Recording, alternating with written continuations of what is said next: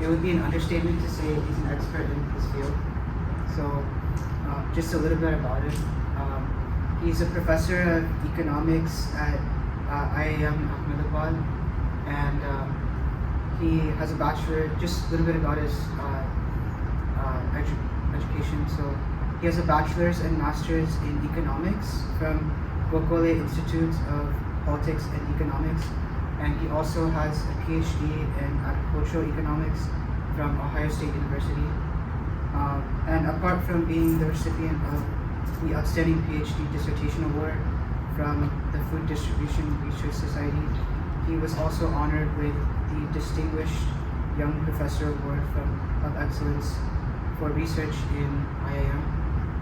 And he's taken a keen academic interest in economic ideas emanating from ancient Indian texts. So his recent book, Economic Sutta, brings out economic ideas expressed in literature spanning from Ramayana to the Mahabharata to the Upanishads and the Arthashastra, and many more other ancient Indian texts. And he recently has written a paper which is based on this knowledge, and his efforts have resulted in bringing out a lot of interesting insights about Indian statesmen and economics in the Indian sphere as a whole. So without further ado, Professor Diego. Thank you, Rishi. Okay, so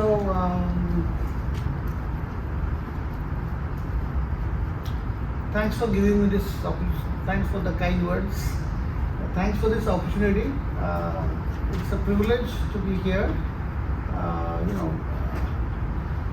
As I go on talking about my presentation, one of the things I'm going to mention is that everybody has desires. In Indian literature also you find discussion about desires. And a professor's desire is to have an audience. So unless there is an audience, professor cannot go on. So thanks for being here.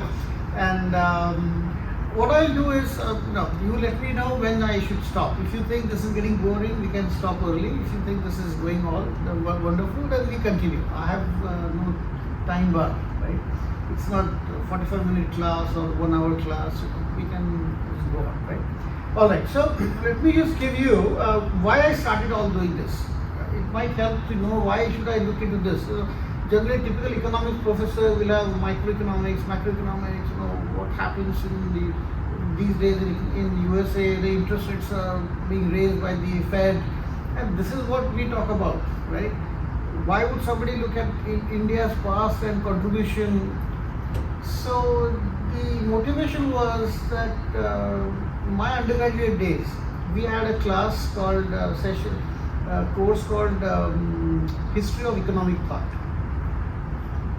And there you would be told about the Jewish contribution, the Roman, the Greeks, and in the Christian background, and then Adam Smith. Adam Smith is the father of economics. And once the course is over, then you also get a course of Marxian economics, right? And I said so much. There must be. India has a long history. More than five millennia, much more than 5 millennia, and nobody talked about economic ideas. It can't be true.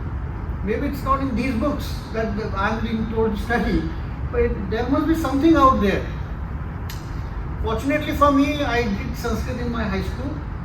My mother is a Sanskrit scholar, so we have a lot of books at home. And once I got my first job in IIM Ahmedabad, every time I would go home from Ahmedabad, I'm from Pune.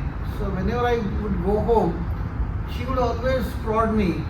So are you going to look at India's contribution? So, but then some of you might any PhD student here? Yeah, right. So which subject? Electrical engineering. Electrical engineering. So now once you do PhD, then you want to get a first job, either postdoc or assistant professor, and then you get into that rut. You want to assistant to associate to full professor. You don't have time for these things. because you are in the mainstream, right? So once you become a fool professor, then you can start dancing down the wickets. So that is where, once I become full professor, I said now I can do whatever I like, right? So that's where I said, I told my mother, yes, I think, and COVID helped me. We are all at home, so I started reading all the scriptures and many treatises on economics, and I said, my God, there is a treasure trove, and nobody knows. So therefore I wrote a book, Economic Sutra. If you get a chance to browse through that book, it's an easy read. I think you will like it. So that's the motivation how I started thinking about this subject itself. Now, if you look at India's contribution through millennia, we can divide into 5 phases. You can think of Saraswati Sindhu civilization, which is 5005 BC or beyond, and then comes the Vedic period. Then you have Puranic period, which is after Vedic period, and the golden age of Guptas is about up to 600 AD. Medieval period, a lot of things were lost in this period, invasions from the northwest, and some of the stories you might have heard in your history books.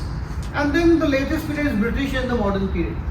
So let me start from the oldest, Saraswati Sindhu civilization, and try to figure out were there some ideas, economic ideas being talked about in those times, right? So what was the practices? So let me begin with that. So I don't know, most of you have studied in India, high school, so some of you from here. It's a mix. So some of us have come from India, some have come Right. from So India. some of you, those who studied in India, would remember such pictures in our history books, right? This is a place, even today, just 1 hour from Ahmedabad, where I teach, and that place is called Lothal. So Britishers first found Mohenjo-daro and Harappa, which is now in Pakistan, right? Saraswati Sindhu civilization. But then there was need for Indians to, because we got separated in 47. So Dholvira is another place around 300 kilometers from Ahmedabad. This is much bigger site like Mohenjo-daro, Harappa, and Lothal is also very near to Ahmedabad. So it was a port city, right? So why I'm giving picture of this Lothal port city, and this port exists, excavations exist there. Anybody comes to India, to Ahmedabad, it's just 1 hour from Ahmedabad, you may want to visit also. Now why I'm showing this Lothal port, that means Indians constructed what is called in economics called as carriage monopolies. Port has to be only one for a given region. There cannot be too many ports competing with each other in a given region, right? There will be too many traders who will compete with each other to export or import. But port has to be only one, right? So that's a natural monopoly, we call it. So the excavations of today show that there was a very sophisticated port constructed, we are talking about 5,500 years ago, right? And there is a corroboration that in the Egyptian tombs, right, you find indigo, cloth, tamarinds, many products which are very much of Indian origin were being exported, that means to Mesopotamia and Egypt at that time, right? So what this highlights is there was international trade very common. Many times Britishers have created a story that the Indians were inward looking. They never had anything to do with the rest of the world. No, so we had an open mindset and we were trading with the rest of the world, and this is the example, right? So international trade was very much there. We understood the importance of international trade. Let me give you a few other pictures. This is, of course, this is swastik emblem. In this, the leaves, right? Can you identify what these leaves of which tree? You say people tree, right? This is people tree, absolutely, right? Of course, you don't have to worry about this guy, Nandi bull, is famous, right? And of course, this yogic position, right? Imagine all these 4 pictures that I have shown you, something associated with that was existent almost 6,000 years ago, and even today that continues to be holding importance in Indian civilization. Look at the continuity of it. People was famous then, today it is also sacred. Swastika was then, it is now today also. You look at the Nandi bull, it was sacred then, it is sacred now. And the yogi's position, do you know what is written in it? Nobody knows. Even they have not deciphered. But I know what it is. You want to know what it is? This is Bhadrasan. The way you see why it is Bhadrasan, the way the feet are arranged and the hand, you go back here. This is exactly the way feet are arranged.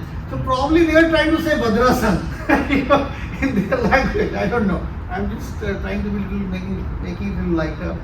But again, same story. So that means yoga is being so popular in US and India these days.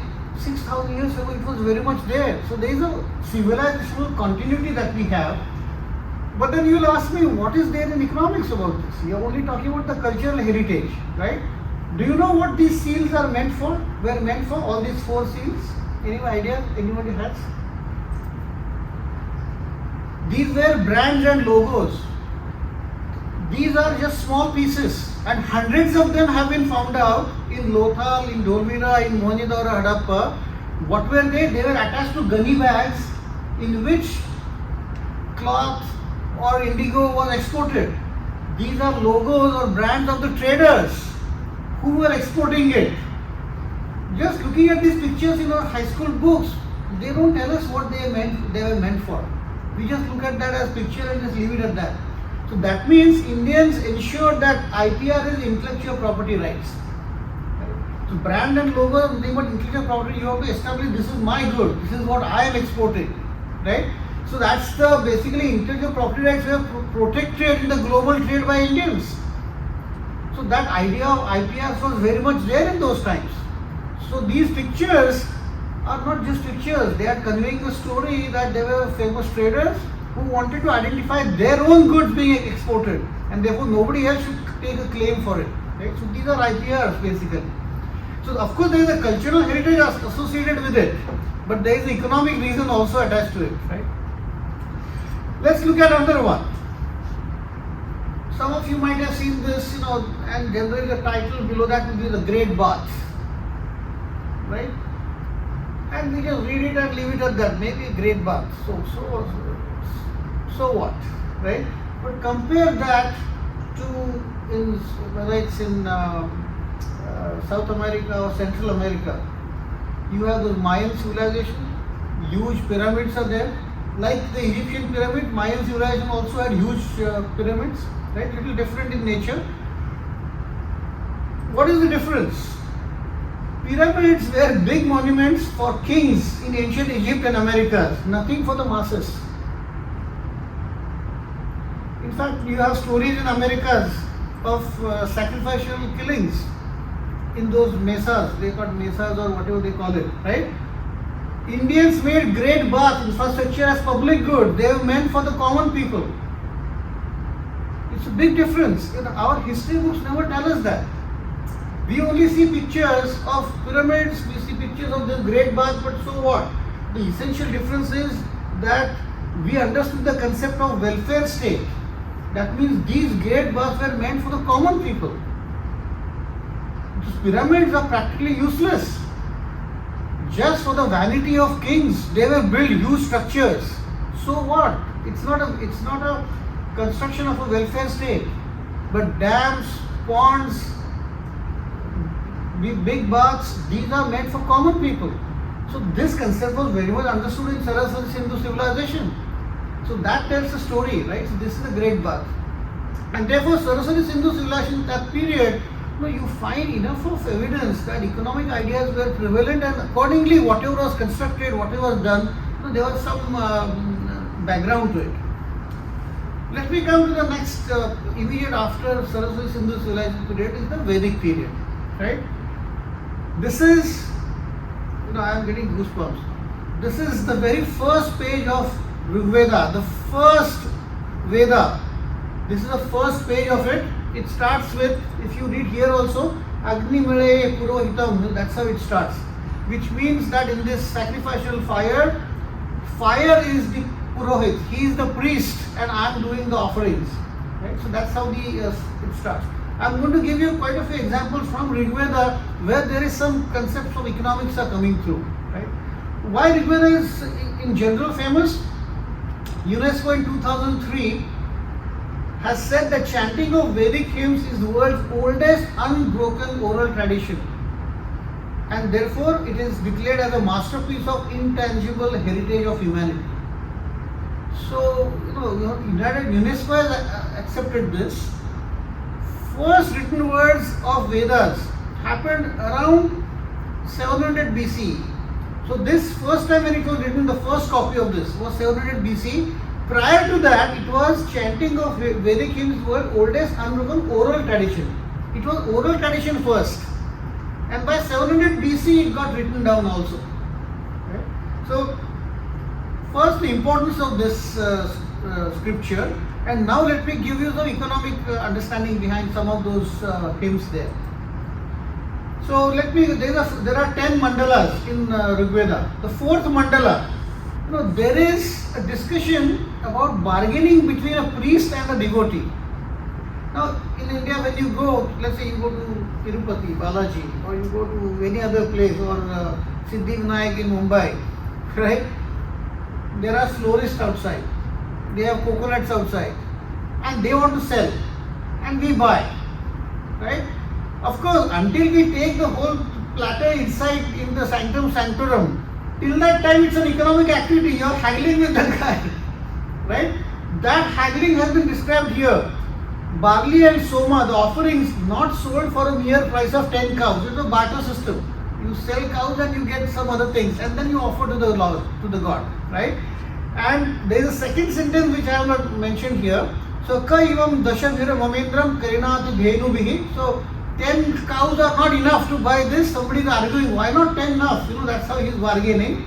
And then the next line is the both buyer and the seller milk out the other. That means they are bargaining to get something out of it. So this is a basic concept of demand and supply. This was talked about 6,000 years ago. Let me give you another quote. Now generally the Western understanding is whether it's Jainism, Buddhism or Hinduism. No, they are about their philosophy is about the otherworldly thing, not for this world. Right? But the description I am giving here now is talking about humans have desires. Humans of all kinds have desires, right? So we follow our desires like cows follow one after the other. A frog looks forward to a flood. Look at the examples of those times, right? There is no much technology there. A frog looks forward to a flood. I don't know how many of you have heard the croaking of frogs when the rains come. First rains and all of a sudden we don't know where they were. They all start croaking. They are so happy. The mating season is going to come. Right? They are extremely happy. An arrowsmith seeks someone who will pay him in gold. A craftsman seeks something that is to be restored. And the last one is most important. A priest seeks worshippers. Even a priest has desires. If a priest is standing at a pulpit and there are no followers in front of him, he doesn't feel his importance. Unless I have followers, I don't feel my importance. So a priest also has a desire, right? And desires is the basis for economics. Right? Let's look at another one in Shukla Yajurveda. There are descriptions of different professions in life, and I have just quoted some from acrobats to astrologers, basket makers to butchers, carpenters to charioteers, and there is a whole list of different professions that are there. We are talking this about 5,000 years ago, and somebody had sat down and made a list of what different professions can exist. Right? So this idea was very much there. Let's look at, since I talked about property rights earlier, right? Those icons were basically logos and brands, right? So in Isha Upanishad, there is a discussion that you should not covet somebody else's property. When we were tribals, when humans were tribals, right? How did you decide who owns what? You just steal things from one another. And if I hold with me, that becomes mine, right? Might was right. But then we had come out of this long back. What we are saying, don't covet wealth of anybody else. Ma grudha kasya sridanam. That means don't covet for somebody else's property. If somebody else has some property, you don't steal. Right? So this is again property right, physical property right. It was talked about at that time. In Rig Veda, there is a discussion about charity. Right? If you hold something, if you make profits, and if you hold something, if you have an excess, then you can give it as dan, right, as a donation, right? So what does Rig Veda say? Death comes in various ways, even to a well-fed person. Riches come to her like the rolling of a cartwheel. How interesting similarity, right? Rolling of a cartwheel. Sometimes you are on top, sometimes you are at the bottom. Please understand this, and therefore the rich should give alms to the poor, who become our friends in future troubles. Out of own volition. If you compare this to the Western civilization, in Western tradition, there are diktats, there are fiats given by the priests that you must give so much. 2.5% of your wealth must be given as donation. That's in Islam. 1/10, that's called tithe. 1/10 of your income must be given. If you are a true Christian, 1/10 of your income must be given as donation. In Indian context, it is left to the individual to decide. There are no fiats, as I will give you many more examples. In Indian tradition, we have freedom of choice to each individual. There may be norm, there may be principle. We'll share the principle, but ultimately choice is yours. There is no fear into doing. If you don't do this, you are not a true Hindu. If you don't do this, there are no fiats. You are told some norms and principles. Now you choose what you want to do. Right? That thread continues in many of the examples I will share with you. There is another Mahavakya in Rig Veda. Ekam Sat Vipra Bahuda Vadanti. This is one of the Mahavakya, means profound statements. One of the few important principles in the Indian civilization is that why we have democracy. We never had totalitarian regime in India since 1947. It's a thriving democracy. Why? Because we respect somebody else's opinions. And that is coming out from Rig Veda. Ekam Sat Vipra Bahuda Vadanti. That there is only one truth. However, the why is described in various ways. And therefore, we tolerate in a democratic way. Different peoples have different views. They may be trying to say, ultimately what matters is the welfare of the society, welfare of the individuals. In fact, extreme form will be communism. Communism on one side, capitalism on the other side, Ekatma Manavtavad of the Indian tradition will be the third one. You may have market socialism. Different people will have different interpretations, but their ideal is same. They are seeking the same truth. This idea is well ingrained in our scriptures, and therefore we respect somebody else's opinions. Right? I think this is a very good contribution. Why I am making this here, you will get to know very soon. Let me just summarize there for the Vedic period. Vedas are apaurushaya. That means they were revealed to and experienced by many rishis. Again, there is no one God, there is no one prophet. Somehow somebody chooses one person. That's not the case in Indian tradition. It's accumulated knowledge of very many sages, intellectual people. They have contributed to it one after the other, and that is how it's an amalgamation, a stock of many principles which over time people have understood. It's not that there is one God, one prophet, and therefore what they say is that's correct. How they got to know, we don't know. It's God-given. There is nothing like God-given. It's experiential learning that is being mentioned in our scriptures. So there are 6 theistic and 6 non-theistic philosophical systems. Sankhya, Yoga, Nyaya, I don't want to get into details of this. 6 are theistic. What is the concept of theistic in the Indian tradition? It means those who believe in Vedas. Those traditions, 6 of them believe Vedas, and therefore they are theistic. So being theistic doesn't mean that I believe in a particular God. It simply means that I believe in the existence of Vedas. Non-theistic are Lokayat. By the way, Jain and Buddhists are non-theistic traditions. Jains don't believe in God. Buddhists don't believe in God. In fact, some of their philosophy is very similar to one of the 6 that I mentioned on top, the 6 theistic ones, right? Unlike in the Western tradition, there is nothing like an external God, right? That's the difference. Jains and Buddhists do believe in rebirth. I'll talk about that also. What is economics involved there? I'll talk about that also. But they believe in rebirth, but they don't believe in Vedas. So they said, no, we are a reform movement from the Vedas. That's how Jains and Buddhists like to say it, right? Lokayat is extremely hedonistic tradition. Extremely hedonistic meaning Charvak was a guy. This is again 600 BC. He said, "Oh, don't believe in these Vedas. You know, they are all made up stories." That's how Charvak says. And he says, there is a famous quote in Sanskrit: "Yavat jivet sukham jivet." As long as you live, live happily. Runam krutva ghrutam pivet. Beg, borrow or steal, but have fun in this life. Why? Bhasmi bhutasya dehasya punaragamanam kutah. Once you are dead, who is going to come back again? So make merry as long as you are here. That's Lokayat tradition. That's Charvak. But that philosophy also exists. Nobody banished that guy, or nobody banished his followers. And in India you will find many. Bollywood is all about Charvak philosophy. Right? All the Salman Khans of the world are having fun as if there is no world tomorrow. Right?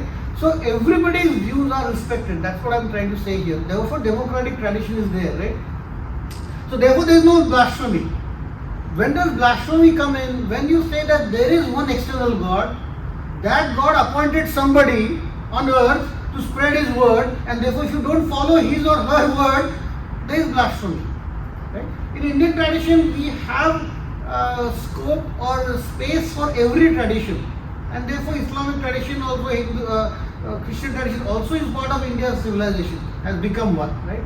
And in economics, you can have communism, socialism, capitalism. In India, we have Communist Party. No, we have right-wing parties. We have centrist parties. In China, can you have different parties? No chance. So therefore, communism exists, and of course, they don't win elections. But in two states, Bengal, they are very popular. In Kerala, communists are very popular, right? There you go. Right? So the whole idea is that we therefore respect different opinions. So I think just summarize: clear understanding of property rights, different professions, markets work, acceptance of people guided by desires. By the way, I must mention this. I don't have enough time to go one by one, slide by another. Panini was a great grammarian, right? Again, about 700-800 BCE. He talked about daily compounding of interest. He talked about monthly compounding of interest. These concepts, today what we have is, when you have a fixed deposit in the bank, you get interest on it. Quarterly it will be done. He is giving different words for daily and monthly compounding also. Right? In fact, interest was understood as the price of capital. In Western tradition, I am not talking about the current traditions. I am talking about Western civilization. Interest is considered as a sin. If you go back to their scriptures, in Indian tradition that was not the case. Interest was accepted as a price for somebody's surplus funds being made available to somebody needy guy who can start a business, and therefore interest is a price for surplus funds of one person which can be made available to somebody else for a certain number of period, and that's the price. Interest is the price. That was understood very well. In fact, Aristotle said that money is barren. How can money produce money? When you charge interest, what's happening? Money is producing money. Right? I lend 100 rupees and I get 110 at the end of the year. That means money produces money. You said, no, how can money produce money? Money is barren. And Cato the Elder, Roman thinker, he said, charging interest is as bad as murder. They could not relate to the idea interest is an intangible price, right? So which that concept they never understood. In fact, anybody from literature here, have you studied Merchant of Venice, Shakespeare's Merchant of Venice, right? What is the famous line, one famous line from there? A pound of flesh and not a drop of blood. If you know the story, Antonio is the guy who wants money for his trading voyage. Who should he go to? Interest cannot be charged in the Western civilization, that's sin. Christians could not lend money or borrow money because interest is involved. Islamists could not lend money or borrow money because interest is involved. Jews could not charge interest among themselves, but they could charge interest to non-Jews. As a result, Jews have become the villains of the Western world. because these are the guys who charge interest to non-Jews. And therefore Shylock, the moneylender in Merchant of Venice, he is shown as a villain who is giving a loan to Antonio. And Antonio loses his business, the rest of the story. So finally, therefore, this Jew, Shylock says, I want my money back, my interest back. And there's famous quote, and he has signed an agreement. If I can't give the interest, you can take a flesh from my body. And therefore he says, you can't give me interest, now give a flesh. So he's ready to cut from a thigh. And then Antonio's fiancée, she comes. She dresses as a man, as a lawyer. She comes. You can take only a pound of flesh, but not a drop of blood. And if you can take it without a drop of blood, please take it. Otherwise, you are violating the contract. So, but this interesting story has a very sad principle that interest charging was bad. It was sin. That was not in the Indian tradition. Right? So that's what I am trying to. So this charging interest as a price is a fundamental idea which Indians knew long ago, millennia ago. Alright, so this we can talk. So these principles, we need to protect these principles.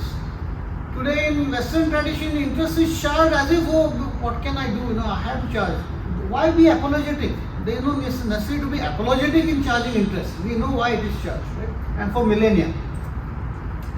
Let me go to the next period, Puranic and the Gupta period.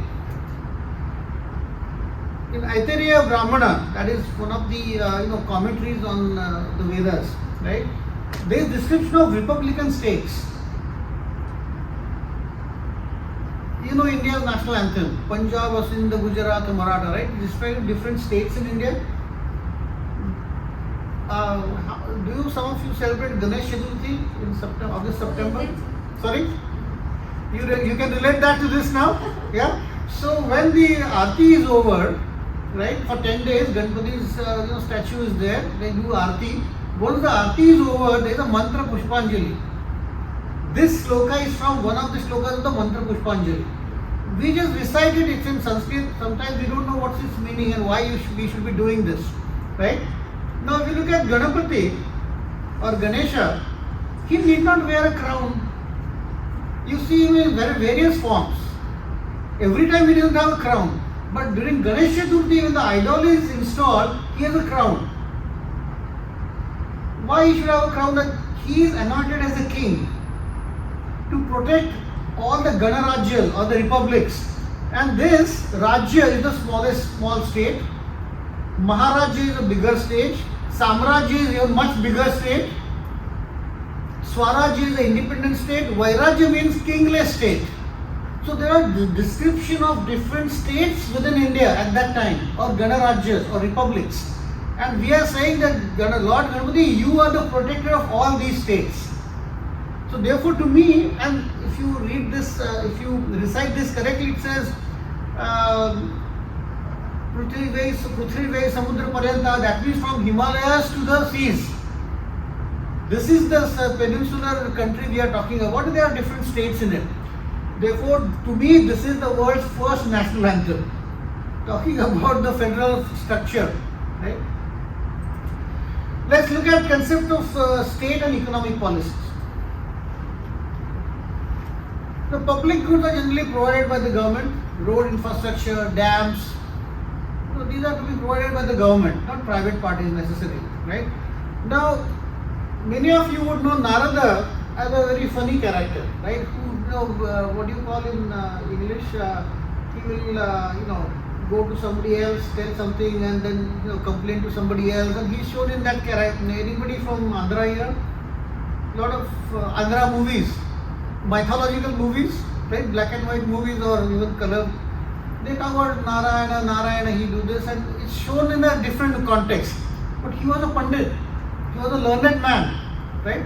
We are portraying for children in a different way, but the adults know him in a different way.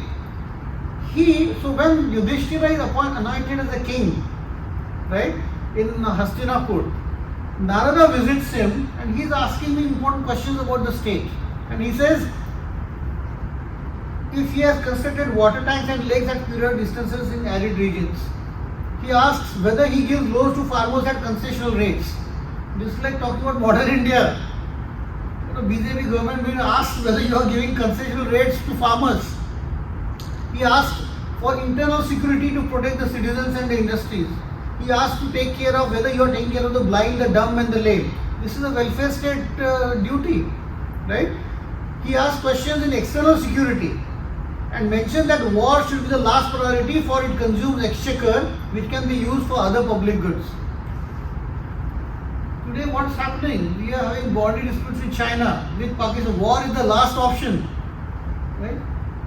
Or even Krishna Shishtai it's called, right? When Krishna goes to Duryodhan to prevent war, right? He is such a great man, but still he just goes there, let's talk it out. Doesn't work, that's a different story. Same thing Narada is saying, for a state, going to war should be the last option, because you want to spend important money, exchequer money on public goods, right? So this compares very well with the modern policies of the state, and this is there in Mahabharata. There is separate Sabha Parva. In Sabha Parva, all this discussion is very much there. Look, 5,000 years ago, through these narrations, we get to know that economic ideas were being talked about, right? There is another one, Purva Mimamsa, again a commentary on the Vedic literature. There you clearly see a sentence that kingly power is only to govern and there is no eminent domain. So you should know what is this eminent domain principle. In the Western tradition, there is something called what is called as eminent domain. What does that mean? The government takes your property if it needs it for public use. Yes, right? And why that happens? Because the Lord owns everything.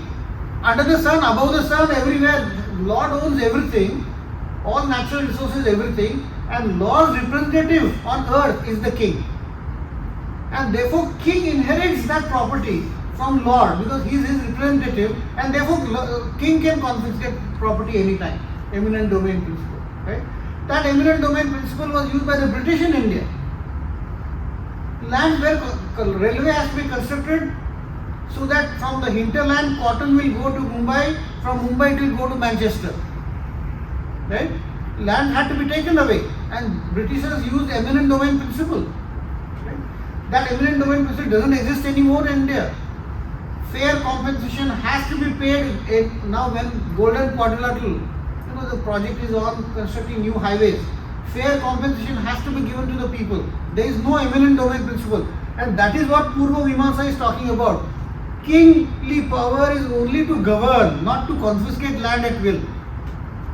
There are instances where Samudragupta, in the Gupta period, Samudragupta had to give donations of land to some people. He has to buy the land first and then give it to somebody else. He could not just confiscate.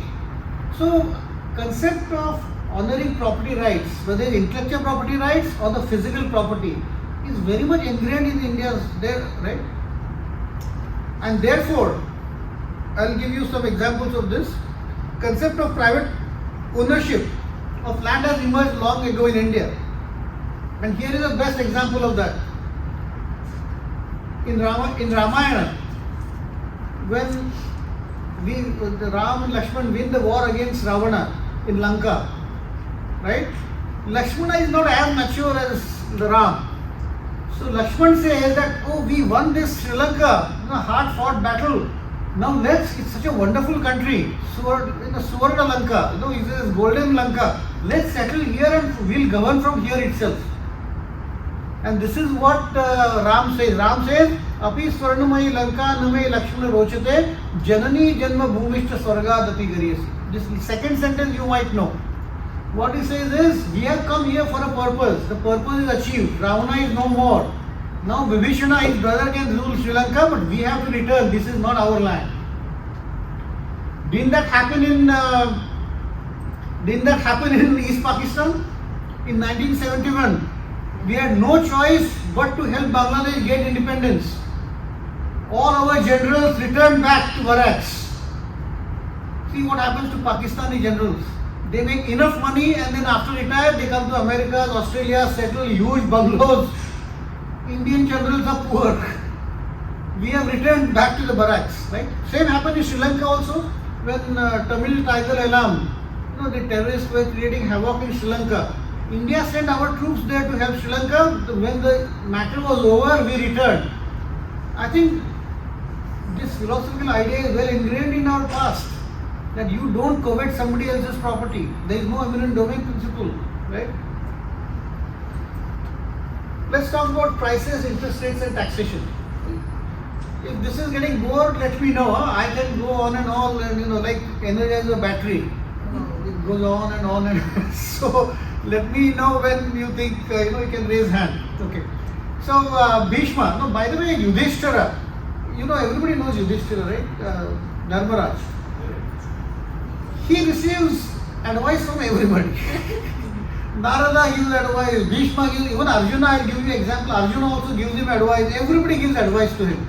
Because he is always in two minds. Dharma, what is the righteous conduct? Dharma doesn't mean religion. Dharma means what's the right way to do things. So therefore he is always in a quandary. He needs somebody's help. So once he gets anointed, apart from Narada, Bhishma also advises him. This is the second time around when the battle is won against the Kauravas. And Bhishma is called Sharapanjari Bhishma there. He on the bed of arrows. Right? And from there he advises Yudhishthira that now that you have won the war, look, you have to be very careful as a king. So what does he say?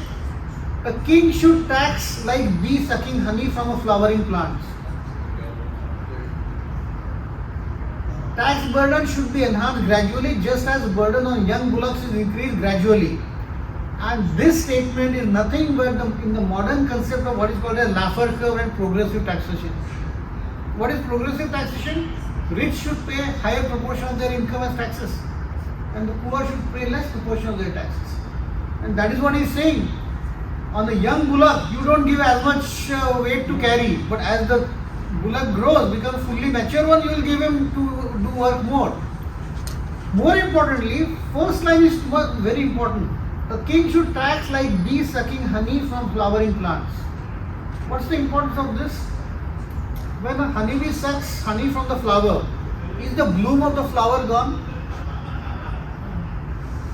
Therefore, when king taxes people or the firms, the welfare of the people and the firm should not get destroyed. Firms should prosper because they are going to produce goods and services.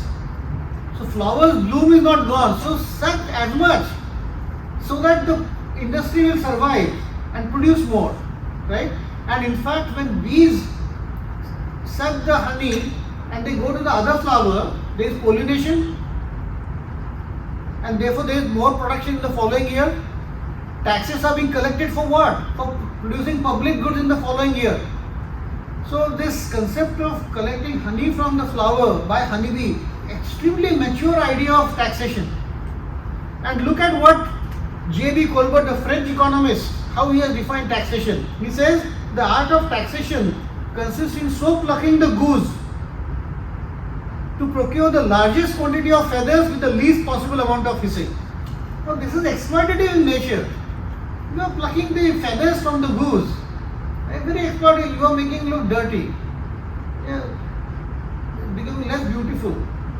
Right? That's exploitative in nature. But the honeybee example is much more mature. So we had these ideas, going millennia ago. And that is being talked about today also. Whether Republicans or Democrats. Democrats may have higher taxation. Republicans say less taxation. Why? I don't want to disturb the industry because the industry is going to produce more goods. So let's have less tax. Only that much required to create public goods. That is road infrastructure, dams, defense, whatnot. Don't tax too much. Let's look at the concept of deficits. You will understand the concept of deficit. At a household level, there is income and we spend the income. But we don't spend more than our income. We cut the cloth. That's according to the size, right? We don't go beyond, right? Similarly, for a nation as well, whatever you collect taxes, right? You should not be borrowing money for the administrative expenses of the government. So government runs on the basis of bureaucrats. It runs on the basis of the cars they have. Whatever the infrastructure they build for the running of the government. For that you should not be borrowing. You could borrow only if you are creating assets in the society. So you could borrow for construction of dam, because that dam is going to last for 150 years. It's going to provide water and therefore irrigation, therefore agriculture. So therefore it's a productive asset. Right? So you could borrow for that purpose or road infrastructure, but you cannot be borrowing for the regular expenses. That concept is a revenue deficit concept. Right? So this concept very much was there. That is what Narada is saying. Narada asked Yudhishthira whether or not his administrative expenses were 1/4, 1/3 or at worst 1/2 of his income. That means you should not be borrowing for the administrative expenses. Rest should be used for public goods. So that idea is very much there. Kautilya's Arthashastra or Shukra Niti Sara both also talk about similar concepts. I talked about interest rate already, right? I talked about how Greeks and the Romans thought charging interest is not good, right? I gave you that example already. In fact, Shukraniti gives limits on how much can be charged.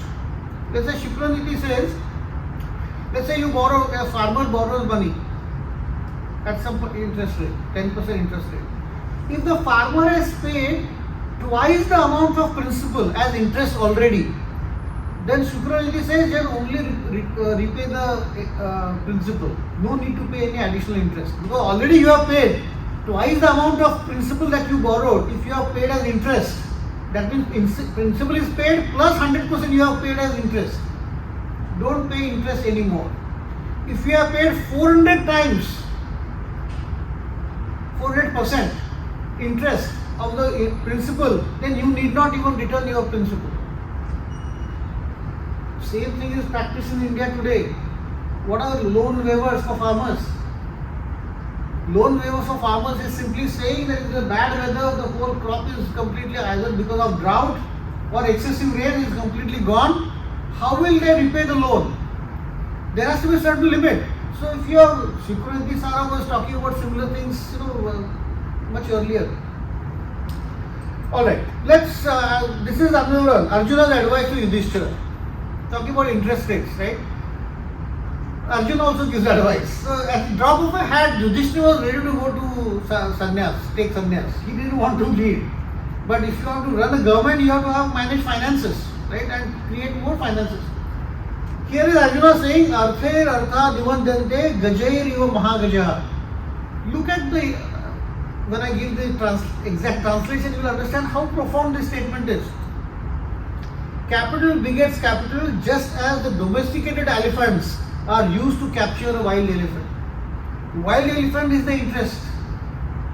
And already domesticated stock of elephants is the principal. That principal is used to create additional interest income for you by giving loan to somebody else. For that period, millennia ago, what was the technology? There were no tractors, there were elephants. So he is giving that example that how domesticated elephants are used to capture another wild elephant. It's like interest accruing to the principal. Right? So very profound examples being given.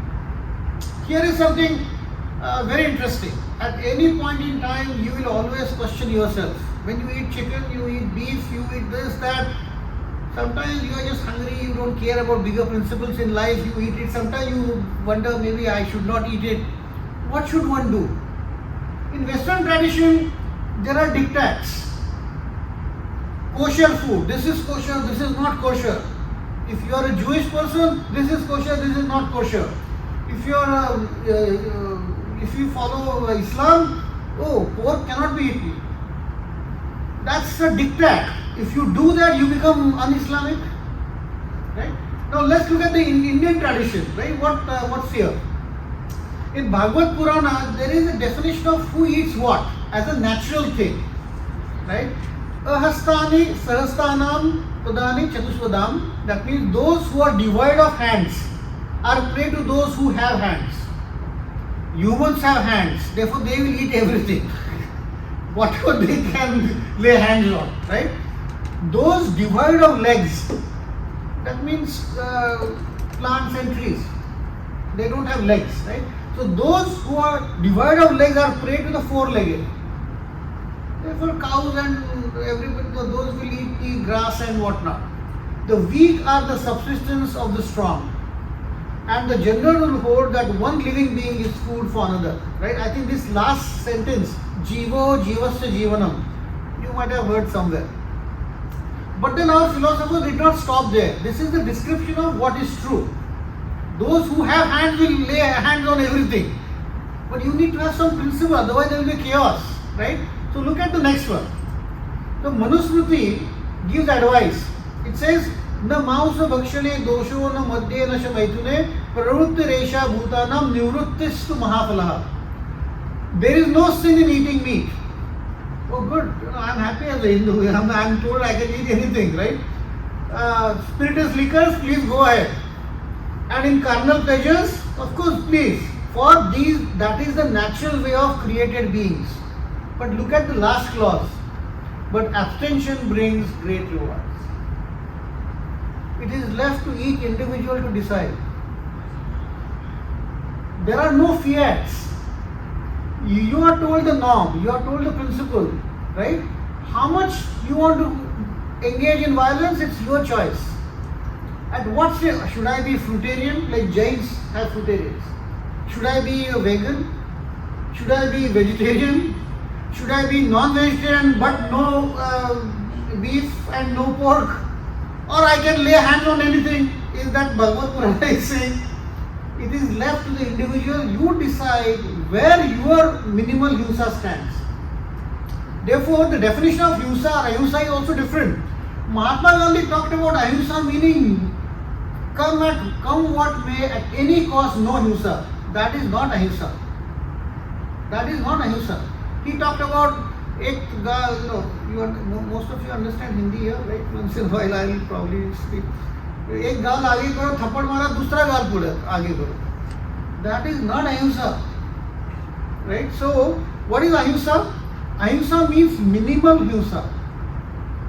The way the word Anudara's word is used for a beautiful woman in Sanskrit literature. Anudara means one with a slim stomach. Doesn't mean she has no stomach. Anudara means minimum. How much is the minimum? Each one has to choose for himself or herself. Right? So suggestions are made but choices left to individuals. Moderation is emphasized. So minimal himsa is good. Therefore for environmental sustainability in modern times, everybody knows, even those who are meat eaters are saying you should consider eating less meat. Is indirect way of eating. You first let the cow and the goats and the sheep graze for 10 years, for 5 years depending on their size. Then you eat them. That means they are living for themselves for 5 years. There is no environmental sustainability. You are using more fodder. You are using deforestation. Instead, if you eat directly vegetarianism, it's a larger cause you are serving, which is the environmental concerns. Forget about ahimsa. It's for environmental sustainability also being vegetarian is a good principle. But again, there is no fiat or diktat. This is what I am telling you. Now you choose. I think that democratic value system is very much ingrained in the Indian tradition, and therefore after 75 years we have a vibrant democracy in India. Right? Let me give you examples. After the Puranas, the Gupta period. That was the wonderful period for Sanskrit literature. Bhanabhatta or Kalidas, so there are many writers, Bhavbhuti, many writers wrote in Sanskrit. Here is an example from Kalidas's Raghuvamsha. Do you know Kalidas for any other treatise? Abhigyan, Shakuntala. Shakuntalam is there. Any other? Meghadutam. Meghadutam, right? In Meghadutam, what is the role of the cloud? Send the message from the lover to his. He is a messenger, right? Meghaduta. Dut is messenger. So an angel is cursed, so he is sent to the earth. He is pining for his lover. She is in the Himalayas, and so he is sending message to her through the cloud. The clouds are going northwards. Right? This is how Kalidas is describing that cloud in a very romantic way. But the same Kalidas is saying dark clouds are like government treasury. What's the connection? What he is saying is, I'm not going to say this out. Prajanameva bhrutyartham satabhyo balim grahit. Bali means tax. Bali means in Sanskrit tax, right? So for the welfare of the people, Prajanameva Vrutyartha Satabhyo Baliprahim Sahasra Gunamutsarvate He Rasa Ravihi. What does that mean? What he is saying is, he is talking about King Dilip. He is saying King Dilip taxes people for their welfare through making public goods. How? Just as the sun evaporates water to bring rains thousandfold, Sahasra Guna, thousandfold in the following year in the form of rains. So there is a sun who is the king basically, who is taxing people. So because of heat, the water gets evaporated. In the following year, dark clouds come. Those dark clouds are like the tax collection. And that is being used on public goods. So when rains take place, agriculture flourishes. Now even a playwright, Sanskrit playwright had this idea of what taxation is and for what it is used. Right? So very mature discussion of these kinds has happened even in our Sanskrit literature. I'll give you some glimpse of professions or Varanas. In Venisahar by Bhatta Narayana, by going by the Indian tradition, Bhatta Narayana is a Brahmin. Right? Now look what he's saying. This sentence is said by, who must have said this? Any idea? Has somebody come across this? Sutova, Suta Putrova, Yova, Kova, Bhavamyam, Daivayaktam Kule Janma, Madayaktam Cha Paurisham. This is Karna saying. Karna was a Suta Putra, right? A charioteer's son, right? So, and he was kind of, he received innuendos from Pandavas once in a while that you are a son of a charioteer and all that. So, in Venisahar treatise, Bhatta Narayana, what he is saying, whether a charioteer or a charioteer's son or whoever else I am, birth in a family depends on fate, gallantry and deeds depend on me. So Varna was not based on birth, it was based on what you do. And there are many examples, I will give you few more as we proceed further. If you want to understand Varna and Jati, and if you are apologetic about it in one way or the other, read my book, chapter on Varna. You will feel extremely comfortable in what we have in India, because we are not told what it is, right? Anyway, so I am digressing a little bit. Here it is from Gita, Bhagavad Gita. Chaturvarnyam maya sushtam guna karma vibhagashaha. The quadruple division of Varanas was created by me according to the distinction guna and karma. Guna and karma decides what your profession is, and that profession was the Varna. It was never ever birth based. Why degenerate into birth based? Maybe another time, another session I can talk about it, but maybe few things I'll share. Alright? Okay, so just to conclude on the Puranic and the Golden Age, many of the concepts which are being practiced today in India were talked about in that period. Concept of republics, public goods, fiscal deficits, optimal taxation, minimal harm for animals, basically sustainability, right? These features are extremely important even today. These principles are very much relevant for us, right? And our Indian civilization had given those big messages at that time itself. Now we are coming a full circle. Everybody is talking about sustainability. Now there are discussions on how you will find beef in the market where they are freely fed on the open ranches, not in the stables, as if they consider the life of the animals also important. We have been doing this quite millennia ago, right? Alright, let me come to medieval period. There is nothing much to add in medieval period. It was basically ransacking of our country by the Islamic invasions from the northwest, right? And I'll just give you 4 examples. Taxation was the northwesternmost. I think Kandahar and Afghanistan side. That was the first to go when the invasions happened. Any other university that was destroyed by the Nalanda. Nalanda was another one. So if Taxation is in current day Afghanistan, Nalanda was in Bihar. But Sharda Peeth was in Kashmir. Yeah, in Kashmir. But I don't know whether it was seat of learning. Maybe, archaeologically we have not really found. There was a temple for sure. But I don't know whether it was a university setup or not. But it could be possible. But there are two more which we do not know. One is Vikramashila, Odantapuri. They are very much there are archaeological sites. And Bakhtiyar Khilji, there is a famous quote by Bakhtiyar Khilji who destroyed Nalanda. For 1 month, the university was completely burning. And somebody brought some books to him and he said, nothing is in Arabic. If nothing is in Arabic, it can't be knowledge. And everything was burnt. We lost pretty lot of literature in this period. That's the medieval period for you. Let's come to late medieval period. Some of that was saved. And we are lucky to have some surviving in the south, right? Entrepreneurship is the flavor of the month. Who are the ones who get what $1 billion capital market capitalization? Those are called unicorns or something, right?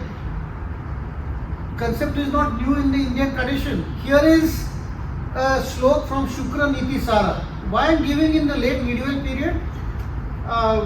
Shukra Niti was an original document which doesn't exist today, or we don't know. We have not found any copy of it. Kautilya's Arthashastra was found only in 1910 AD. By a freak accident, somebody found it, right? And now, therefore, we know that Chanakya was a person who, in flesh and blood, walked on in India, and he was, through the Sanskrit drama.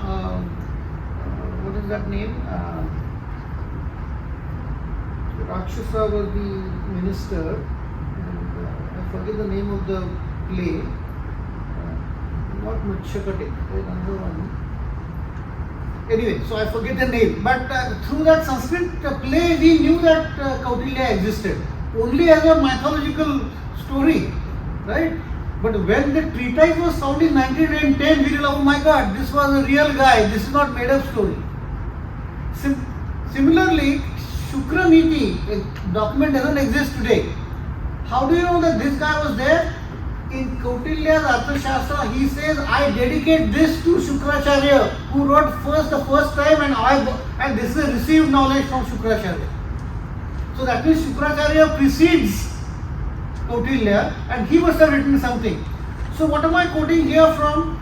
In 18th century, we found a treatise called Shukra Niti Sara. Sara means abridgment. It's like a digest. In our high school days, we used to study digests, right? So this is the abridged version of the original Shukra Niti. So in this abridged version, which was found in the 18th century, here is the reference to entrepreneurship. What is saying? Amantram aksharam nasti, nasti mula manaushadam, ayogya purusho nasti, yojaka statra durlabha. There is no word that has no effect of a mantra. It depends on how you use your words. Whether you use bad words or good words. It depends on how you use it. There is no herb which has no medicinal effect. Depends on for what purpose you are using which herb, right? There is no person who is worthless, but rare indeed is an entrepreneur. Who is an entrepreneur, therefore? Somebody who gets all factors of production together. Land, labor, capital. We have to bring all this together and produce something, either a service or goods, right? So therefore, entrepreneur is one who brings all these together, and he is saying that rare indeed is an entrepreneur. That is yojak. So yojak is a word for entrepreneurship in Sanskrit. Let me give you a few more examples. And as I proceed further, I am going to talk about modern economics also. In modern economics, extreme views are mentioned. What does a consumer do? Consumer maximizes utility or satisfaction. Once I have a pizza in front of me, one after the other slice until it finishes, then my stomach ache will start. But till that time, I am supposed to eat. Right? That's satisfaction. Or what do you call that as self-aggrandization? Not really, that's not the word. Fulfillment of one's desires or greed. Right? That is how the basic idea is. Firms, they maximize profits. That's the basic idea in economics, right? In Shukraniti, he is saying that no, actually, unit of analysis cannot be a individual. Unit of analysis should be a household. In a household, there are a lot of give and take happens, right? You accommodate others, you work for others, you sacrifice for somebody else, right? So, unit of analysis should be a household for the stability of the society. Unit of analysis should be a household, not an individual. Each individual cannot be dictating everything for himself or herself. Each individual doesn't stay separately. We are staying together in a family, right? And this is, in that context, he is giving this very interesting shloka. He says, Kanya vare trupam mata vittam pita shudam bandava kulamichanti mishtanne itare jana. The last one you will get it, right? What is he saying? Youth wants beauty and handsomeness, naturally. Quite a few of you will be lucky to find a partner by yourself. But that's practically is impossible. Everybody doesn't find. You need assistance from parents. As long as it is out of volition, that's good enough. Nothing is imposed on you. But they may help you out, right? So of course you want beauty or handsomeness. Mother looks for wealth. Father cares for learning in the other party. Friends and relatives are worried about the status. Because marriages also succeed because the other party is of your match or not. Because after the wedding is over, what matters is how you celebrate Chaturthi and how you celebrate Garba and all these things become important, right? As long as there is understanding, right? So that's a practical view of things. And the rest desire only food and festivities. Mishtanne itare jana. That's fact of life.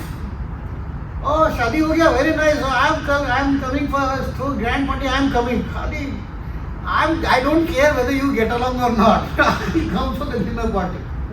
So therefore, it's a very practical solution. Shukraniti is saying that practically everybody cannot find his or her partner. Assistance will be required. Ultimately, marriage is between two families. For the stability of the society, you have to have these compromises and understanding between two families. You cannot leave it to an individual. Otherwise, Tesla may take you to Mars. Not Tesla, I mean the company. But I'm talking about Elon Musk. Elon Musk may take you to Mars, but he had already had 3 wives, 6 children. You have to have stability in society also. Right? There is a famous that Sanskrit story, right, of three pupils returning from Guru's ashram after they get all the knowledge. And 2 of them are very bright. One could put life into somebody, any animal or a human being, a dead animal, or the other one could put some body to it and everything. Third one was a dead dog. He couldn't do much. So they are returning home after studying for 12 years in ashram. They see a dead tiger. One says, I'll put soul into this man, in this animal. I have learned this skill.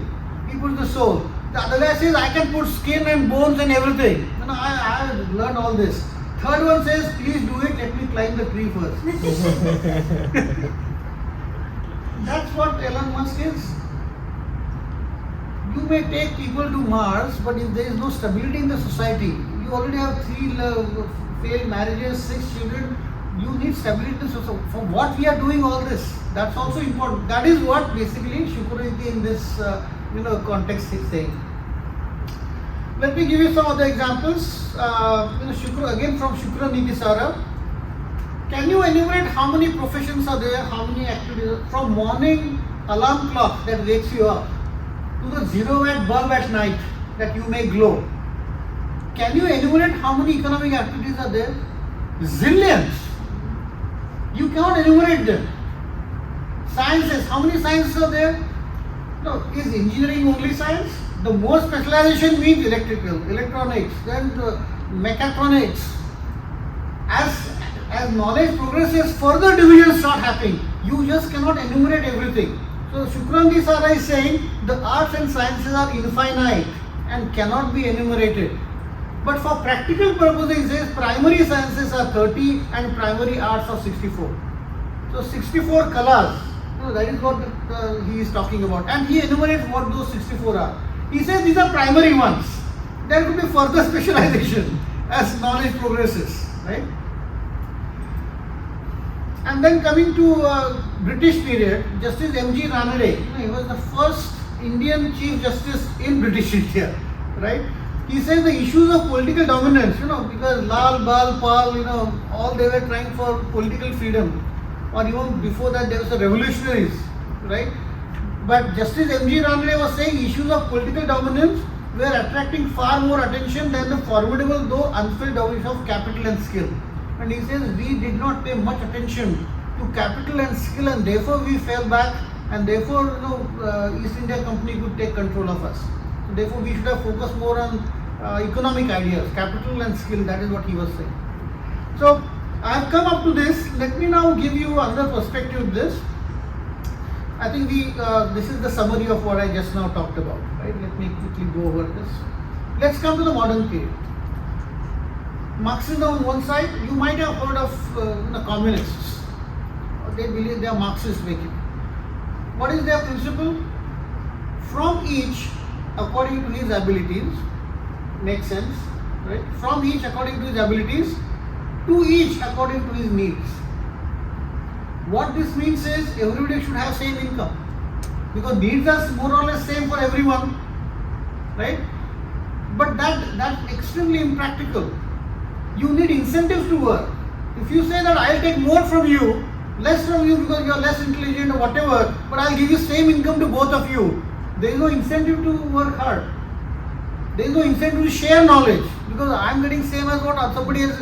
So Marxist ideas make sense, but they are extremely impractical, and therefore Soviet Union collapsed. By 1991, Soviet Union collapsed. China, right now we just don't know what's happening within China. Communist society, that means central party, one guy decides everything. They are responsible for the COVID.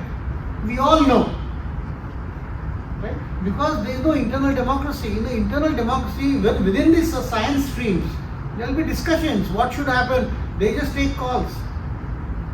Anybody has been to China? I went for a conference to China. I was in,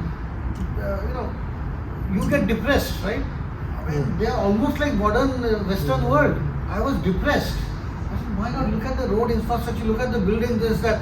Then one of the participants, he just murmured, yeah, this is all fine, Professor Devda, but when they construct a new road, no property rights to individuals, eminent domain principle for the Communist Party. They will just confiscate property, and one brother on this side, one son on the other side, in between the land is taken for something, you cannot even cross to each other and go to the next to each other. No questions asked, no compensations. COVID is the same story. You just don't know what happened, what is even now what's happening there, right? But they passed on to the rest of the world. So Marxist ideas look good, complete equality, but it doesn't work in reality. In fact, there's a famous saying that if you are not a communist at the age of 20, you have no heart. And if you continue to be communist at the age of 40, you don't have a head. That's all. So, whether it's Cuba, whether it's China, probably something will happen. One day China may also break down, you never know. Only thing is we don't know what's happening inside. Soviet Union broke down. And the other extreme is capitalist ideas, right? There you are simply guided by self-interest and unidimensional maximization of utility and profit, right? I quickly skip this. I mean, utility on the vertical axis, consumption, and you are just trying to maximize. Here's the maxima here somewhere. Right? Since there is an electrical engineer here, this is the maxima here. Okay? First there it is 0, and beyond that you puke. Starts going down. But now let me come to the Indian context. How we are different. In the Hindu economic worldview, or Indic you want to call it, first we have a canvas of knowledge. What are the constituents of the canvas of knowledge? There are 4. Science and philosophy is called Anvikshiki. That is very closely related to spirituality. This is Veda Trayi. So Veda Trayi means first 3 Vedas. Rig Veda, Yajurveda and Samveda. And philosophy and science has emerged from the spiritualities. When you talk about philosophical things, from their physics is mostly many times philosophy. Is light wave or particle? Still, scientists can't tell you whether some properties are explained as a wave, some properties are explained. So philosophy comes into the picture. So through Vedas, knowledge and science, philosophy and science has emerged. And because there is economy, people want to consume, exchange goods and services, produce, trade. You need to govern also. So therefore, Dandaniti is governance and economy is Varta. These two are related and these two are related. That forms the canvas of anybody's life. And once we have this canvas of knowledge, what is the objective in life? That was called Purushartha. There are 4 objectives of life. Dharma, Artha, Kama, Moksha. I'm sure you have heard these terms. So unlike in the modern economics, there is no consumerism, maximization of satisfaction. Once I go to the bar, huzur is tarah katra ke le chaliye, till you come back and you fall. That's not the idea of consumption. That's not the idea of satisfaction. We have 4 objectives in life: dharma, artha, kama, moksha. Any action you do, you have to have a moral compass. For any action, you need moral compass. Right? That's the basic premise. That's an objective of life. Artha, kama, moksha. Of course, you understand. Right? Moksha is how will you describe moksha? Moksha is liberation from everything. Right? Salvation. Right? So these are the 4 objectives in life. Fair enough. What do you do with these objectives? How will you achieve them? You have 4 ashramas: Brahmacharya, Grihasthi, Vanaprastha and Sannyas. These are 4 ashramas being life stages. Right? That's fair enough. But that's one of the stories. This is biological. If you do nothing, you will go old anyway. Right? That's biological. But then we are humans. We choose the life stages also.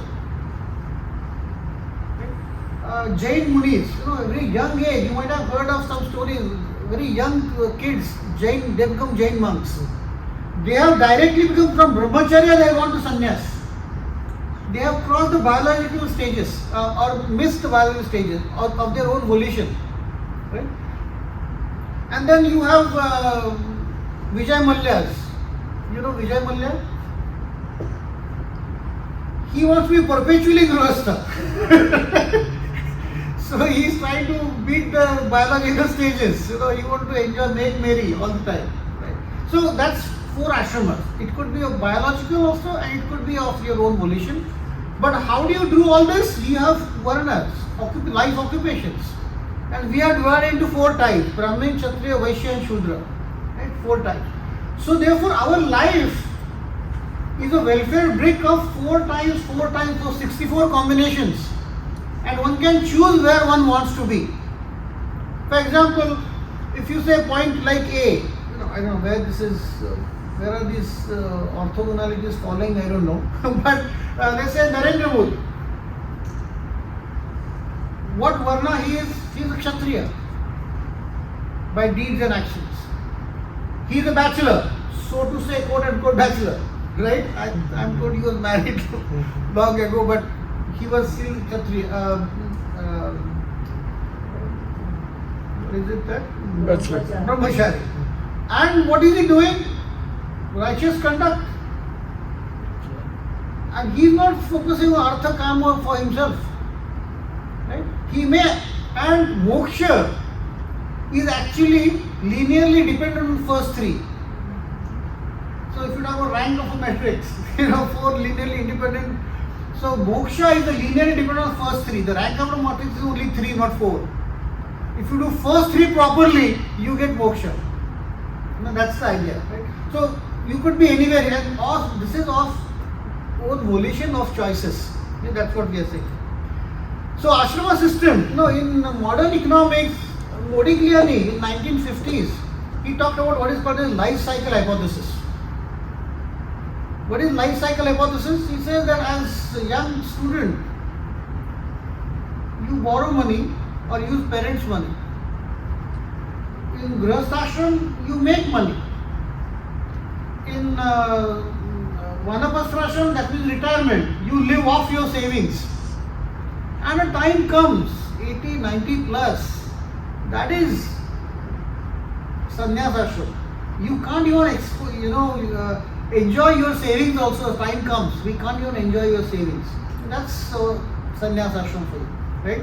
So this is what Modigliani was saying, and what else is Indian literature was talking about the same thing, right? 4 stages of life. That's Modigliani's life cycle hypothesis. Varna system. There could be a separate session of Varna system itself. And if you are really worried about this, and if you think you become apologetic when you talk about these 4 stages, 4 Varnas, Brahmin, Kshatriya, Vaishya, Shudra, please read the chapter from my book. I am not a marketing professor, but if you get a chance to read that book, I'll give you a few examples here. I talked about Gita already, right? Guna Karma Vibhagasha, that is what Gita says, that Guna and Karma decide what you are, right? Your professions. There is a separate Upanishad called Vajrasuchi Upanishad. What are Upanishads? Upanishads are commentaries on the Vedas, making life simpler, like digests, right? Vajrasuchi Upanishad talks about who is a Brahmin, who is a Kshatriya. And logically it is given that it's not birth-based. Look at Mahabharata itself. There is a discussion between Bhrigu Rishi and Bharadwaj Rishi. One is talking about physical manifestations, and the other one is talking about mental manifestations, right? So one is saying all 4 orders mingle together and could possess lust, wrath, fear, cupidity, grief, anxiety, hunger, and toil. If that's the true for everyone, how can you distinguish one from the other based on this? That means basically it's not racial at all. The other one is saying they cannot be distinguished from one another, for all emit sweat, urine, feces, phlegm, bile and blood. That's also common. Then how can you distinguish one from the other based on this? So whether physical manifestations or mental manifestations, you cannot use them to decide whether somebody is Brahmin, Kshatriya, right? And therefore it is Varna is basically based on your profession. Let me give you an example from Ambedkar. If you read collected works of Baba Saheb Ambedkar, he is saying that Upanayana, you would know what Upanayana means, or Monji or Vartabandha, there are different ways of saying this, right? You get the sacred thread that is worn by kids through a function. That Upanayana was a commencement ceremony. In India we call convocation, in US we call commencement. Commencement of what? Why it's called commencement in US, and in England and India we call convocation. Convocation means bas ho gaya, padhai bahut ho gaya. End of story, right? In US you call commencement of your profession. Your studies are over, you are commencing your life, right? So if Niyati does masters in health services or whatever, and she has a commencement, that means now her career has begun, commenced. That's the idea. That is what Ambedkar is saying. Upanayana was a commencement ceremony. And who else but the Guru at whose ashram you have studied for 12 years, who would know better who will likely do what? I think you go for accounting, you go for maths, you do regular menial work. Depends on how 12 years you have spent there. That was the commencement ceremony and the thread ceremony therefore, right? But over time what happened? People started sending their kids to Guru's ashram and said, let's do Upanayan first and then send it. So if I am a Kshatriya, I will do the Upanayan of my son or daughter and then send it to ashrama for 12 years. So my Varna got decided even before I went to the ashrama.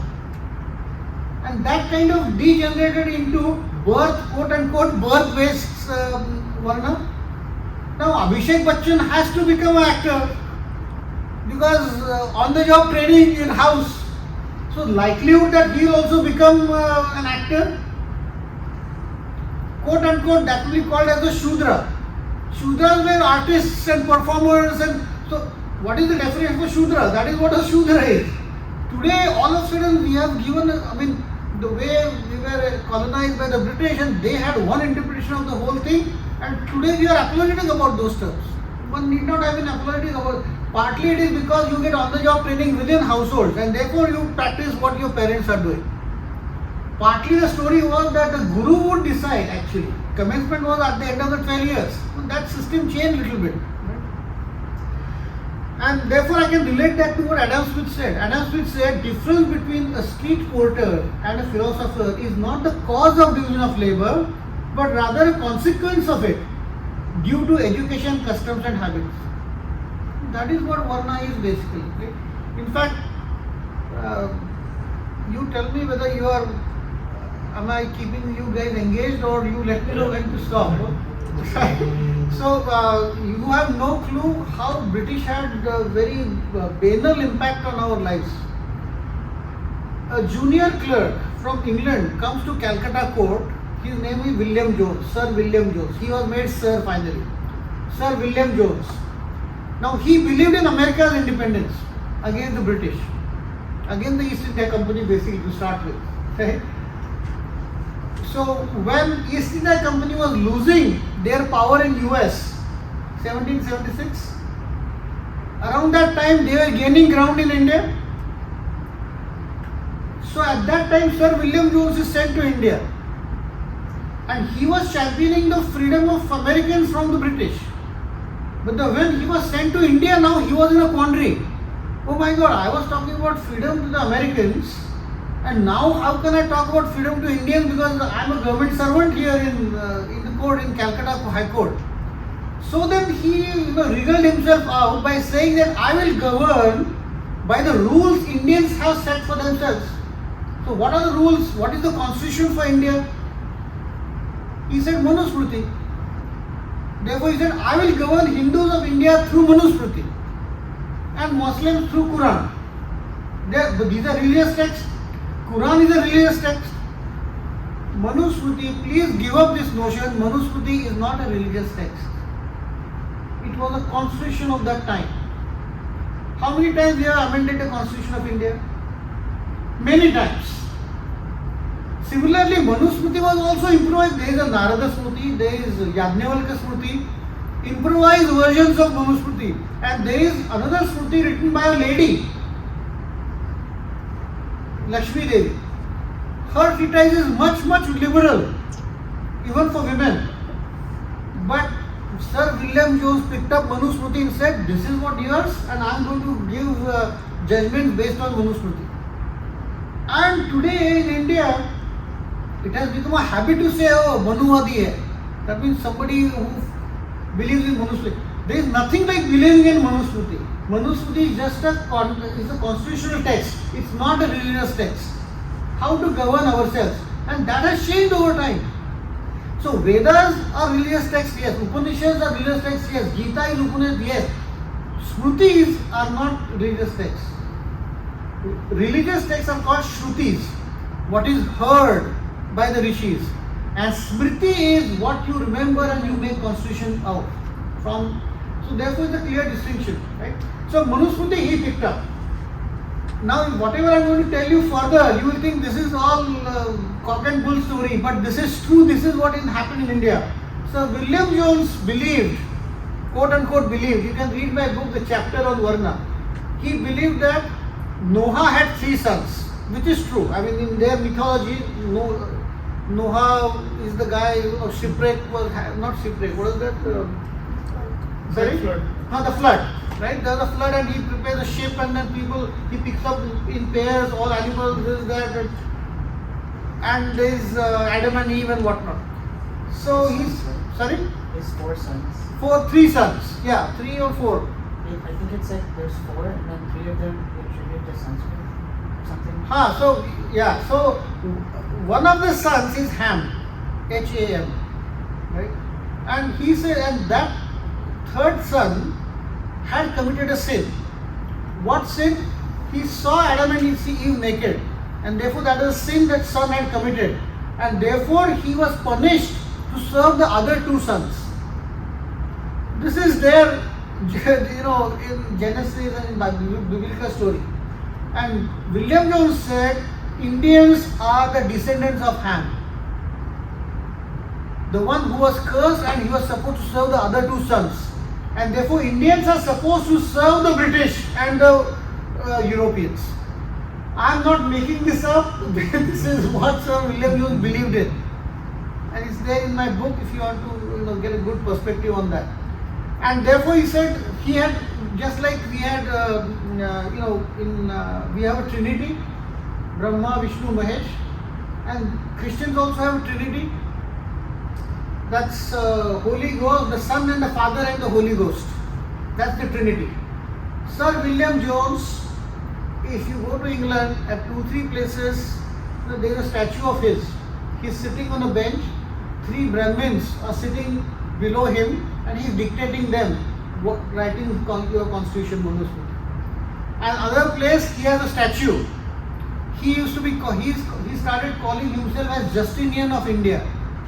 Justinian was a Roman emperor who coded the constitution for the Roman Empire. So he started calling himself Justinian of India. In his hand is a Manusmriti. And below, the Indian Trinity is there. And he considered Indian Trinity as the degenerated Trinity of Christianity. I am not making this up. But because they were our rulers, we got ingrained into some of these concepts, and we thought, maybe we are inferior in some sense. Manusmriti, everybody is apologetic. And today some political parties are making use of that, continue to make use of that. So, if you get time, please read the chapter from my book. Alright, this is another one, karma theory. How should I put this in economic or ethical terms?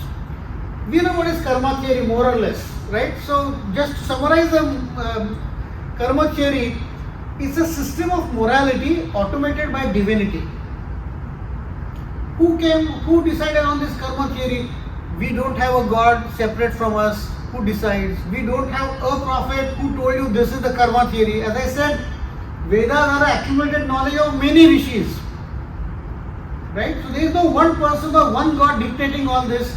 So somehow that has emerged. Okay?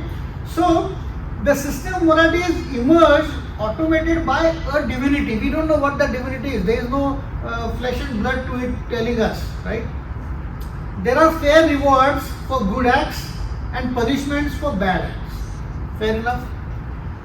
Pap is basically demerits and punya is merits for bad and good acts. Fair enough? Now once we understand this basic concept, in whether it's sciences or social sciences, there is a difference in stock and flow. Right? Let's say bathtub is there, and you put that the rubber thing on the drain, and only water is coming in. So water is a flow, water coming through the tap is a flow concept, and the level of water in the tub is the stock concept. Right? So similarly, in your whatever happened in the past life, it's a done deal, you cannot go back. So therefore you have a sanchita karma. What is sanchita karma? Stock of papa punya so far accumulated. I cannot go back and change that. That has happened. I exist. Today I exist. I don't even remember what happened in previous birth. It's good that we don't remember. Because even within current life also we remember so many things and you can't sleep properly. Forget about the past births, right? But then you inherit through the sanchita karma, that stock, good papa and punya. It's like a basket. From that basket, some flow into the current life. That is called as the prarabdha karma. And sometimes therefore, if bad things happen to you, your parents or grandparents know that's a prarabdha. Now, I don't know, bad things are happening to me in this life. I didn't do anything wrong, but bad things are happening to me. So you could therefore consider that as from the previous accumulated papa and punya, from the sanchita. Sanchita is basically stock, right? Something as a few fruits, good or bad, have come into this life, right? Some may directly go to the future life. All will not come into this life. Some papa and punya, good thing may go for the future life also, right?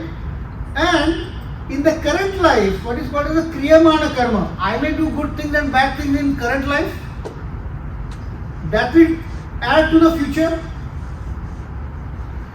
Right? Now, this is called as the karma theory. And how does it help? It solves the problem of what is called as moral hazard in economics. Karma theory solves the moral. What is moral hazard problem? In 1900 10, I think. Henry Ford first came with the Model T. Well, engineers would know, mechanical or automobile engineers, right? Till that time, automobiles were made in a workshop. One guy was doing everything. There was no assembly line. But Henry Ford came up with the assembly line. That means one tool is manufactured by only one person. And then the assembly line flows. As a result, thousands of workers are now employed. Problem was that even if one person doesn't do a good job, the whole assembly line goes for a toss. But Henry Ford cannot observe the actions of the workers because now so many workers are there. When it was just a small workshop, he could observe everybody's actions. Now with so many workers on the assembly line, the risk was very high, but he cannot observe everybody. It was like God has given us lives, but he cannot on a regular basis observe us. Right? So therefore, karma system is created. What is the system? So Henry Ford said, look, I cannot observe you. Right? From tomorrow I am going to double your salary, daily wage, from $2.5 a day to $5 a day. Okay? But even a random check, if I find somebody shirking from work, no questions asked, I will fire him. So now there is a carrot and stick approach. I gave double your salary. You better work properly now. I cannot observe you. But if I happen to see you for whatever reasons, good or bad, I am going to fire you. I reserve that right. Karma theory is something like this. God is unable to observe you. In Indian tradition, there is no separate God outside of this system who is watching you. And therefore there is no day of judgment. In Western tradition, there is a day of judgment. You do good things, bad things, and then you will be evaluated by the external God. In our system, there is God within us also. Right? The whole universe consists of this divinity, has divinity. So, therefore, what Mahatma Gandhi said, after inventing the law of karma, God was able to retire. We are the makers and doers and failures. You think it's because of us. Nobody else is going to judge us. Right? That's the law of karma. And that takes care of the moral hazard problem. How does it take care of the moral hazard problem? Good deeds add punya to your sanchita. Rewards is in the present or future lives. Right? Bad things happening to do-gooders can be considered as prarabdha. Bad things happen. 5 minutes? Okay. So, right? So, therefore, there is no reason to engage in bad acts. Why? Even if you are treated unfairly, there is no reason to do any bad acts. For if one shirks, the opportunity cost is high in the remaining life or future lives. If you do badly today, just because bad things are happening to me, I am also going to do bad things. So it may accumulate for your future life. Better not, even if bad things happen, you should do good things in life. Okay? That's the idea. So it's a dynamic game, it's not a one-shot game. In Western tradition, it's a one-shot game. Do pop but surrender to God and get payoff and get saved. In Mumbai, I used to go from Pune to Mumbai every summer to my grandparents. And as the Churchgate station approached, on the walls on both sides, there are many tracts. Krishna Sarvansati, Krishna is for everyone. You come to him and you are taken care of. That means I can do anything and then finally surrender to the Lord, I am taken care of. Not in Indian system. If you do bad things, it's going to add to your, sanchita. So therefore you better do good things in life even if bad things happen to you. And the justification is, consolation is, bad things are happening to me, maybe from previous something must have. So you have reason to continue to do good things in life. Right? That's the idea. Alright, so since I have been given 5 minutes, I will put a few takeaways.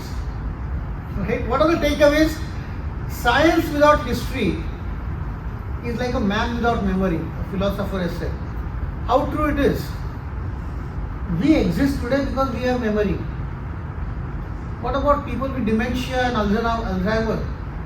Alzheimer guy is practically not existing. They don't remember anything. And therefore history is important. For a society as a whole, we need to have good understanding, grounding of our history. Because man without memory doesn't exist, right? So idea is not to trust completeness. We are not saying that the Indians knew everything of the Indian civilization, Sanskrit has everything. What we are saying is there are important lessons we can learn from the past and from the Sanskrit literature, and which in some sense I have tried to share with you. Schumpeter, one of the economists from 1950s, he said, one may profit by visiting the lumber room, but don't stay too long. Fair enough, this is the peek into our past.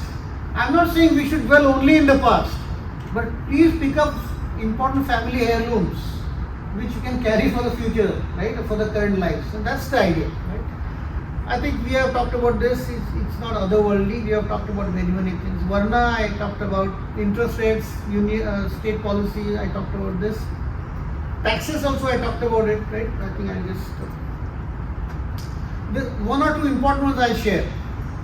In India, what we have is pay commission. Every 7-8 years, Government of India appoints a pay commission, and salaries of government employees are fixed. From a lower clerk, a peon, to the additional chief secretary of Government of India, or Mr. Ravi Shankar. Ravi Shankar is the foreign secretary. He was earlier foreign secretary, right? Foreign secretary was the highest. He is now today external affairs minister, right? So from a peon to the external the foreign secretary, everybody gets different salary. Tradition in India has been that government should not be too much difference in their salaries. Of course, there will be differences. But what Kautilya is saying, he said, the salary of a palanquin holder and advisor to the king, it should vary from 60 panas to 48,000 panas. What he was saying is, salaries must be in consonance with the skills. They capture the differences in skills, and that has to be there. If you believe in Marxist ideas, that to each according to his needs, in human mind is such that what happens? It leads to corruption. It leads to bureaucrats joining corporate sector. Why bureaucrats are corrupt? Because their salaries are low. Many times the human tendency that I am today Secretary of the Government of India, I am helping these ministers do everything. I am not getting enough rewards. Maybe I will leave. While I am in the ministry, I will be corrupt. One day I will leave and corporates will hire me because their salary is very high. So that's a lesson from Kautilya also, that there should be enough differentiation to capture the productivity differences. You can't have this socialistic idea, then there will be corruption. Alright. Quantity easing, you don't know this term, but this means printing of currency. That's a different session altogether on this. But there is an example. You know the story of 3-4 minutes. This is my last slide. You know the story of Arya Chanakya, right? He left from the Dhanananda's darbar, right? In his why did he leave? He was, I think, insulted by the king, right? So he left from there, and he said that I'll make sure that Dhanananda is no more the Samrat, no more the king. I'll bring some other king, right? And on his way to Taxation, he gets this boy from a pastoral community, right? And that's Chandragupta for you. He takes him to Taxation, he teaches him for 10 years. And then the idea is to return to Magadha and now beat Magadha Empire and make Chandragupta Maurya the king. But how do you finance the war? There are references in Mahavamsha. Mahavamsha is a Buddhist treatise of that time, 400 BC. Mahavamsha says that Arya Chanakya was too clever. There was copper coins at that time. So he said he came up with a technology to plate copper coins with silver and use them as silver coins. And he increased his capital from 1 crore to 8 crores to finance war. This is the modern idea of printing money. Monetary policy, if you want to go into that direction, So this is the example of increasing money supply to finance war, and then he succeeded in that also. because he got enough capital to get enough people to support him, and then he attacked Magadha Empire, right? So there is a quantitative easing also happening in those times. And last few things, relevance to the current context of our literature. No, there has to be a dharmic approach to political economy, and by dharmic we don't mean religious. Dharmic means conscientious or righteous behavior, right? What is it? Some of you might have come to India, and when you get out of the airport, for quite a few days there was an advertisement by Government of India.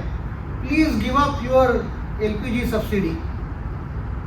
Because everybody was getting LPG subsidy. You know what LPG is? There's a cylinder at home, the gas cylinder used for cooking.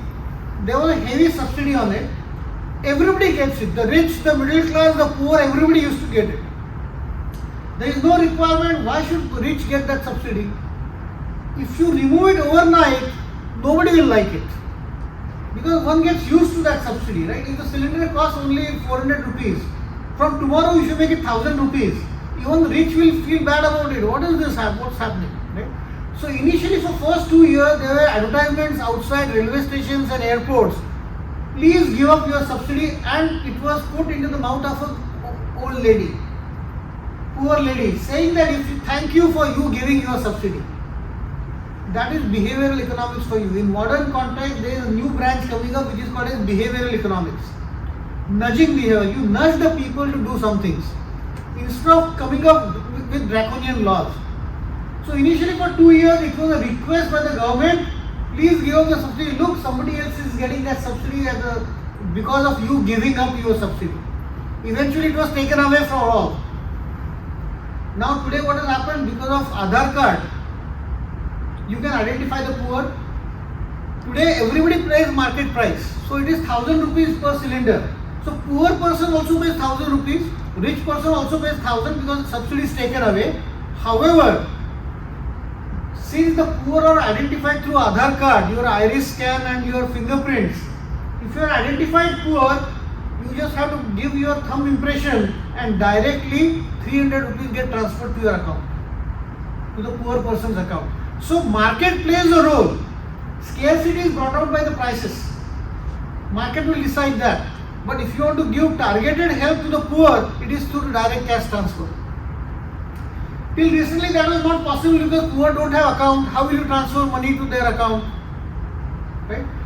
Narendra Modi, I think we have not had anybody like this in the past. He said, we want to use Aadhaar to help the poor direct cash transfer. Right? Instead of giving subsidy to everyone. If they don't have accounts, banks said that we cannot open account unless you have money to open the bank account. Narendra Modi said, open account even with zero bank balance.